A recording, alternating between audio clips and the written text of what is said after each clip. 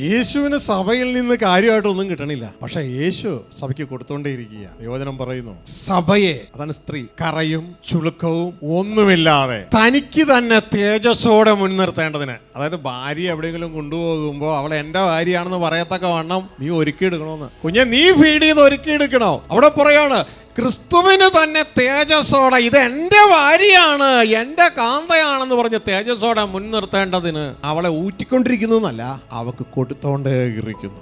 എന്ത്? വചനം കൊടുത്തോണ്ടേ ഇരിക്കുന്നു. അവക്ക് ആശ്വാസം കൊടുത്തോണ്ടേ ഇരിക്കുന്നു. അതുകൊണ്ട് പുരുഷന്മാരോട് ചോദിക്കുക, യേശുവിനെ പോലെ നിങ്ങൾ നിങ്ങളുടെ ജീവിത പങ്കാളിക്ക് കൊടുത്തോണ്ടിരിക്കുകയാണോ, അതോ അവളുടെ കുറ്റങ്ങൾ കണ്ട് അതുകൊണ്ട് കുത്തി റെഡിയാക്കാൻ നോക്കുകയാണോ? ഒരിക്കലും റെഡിയാകൂല. അത് കൂടുതൽ പ്രശ്നങ്ങളിലേക്ക് പോരുകയുള്ളൂ. പകരം യേശുവിനെ പോലെ ഫീഡ് ചെയ്യേ, എന്നാൽ ഒരു നാൾ ഉപയോഗിക്കാം, ഫലമുള്ളതായി വരും.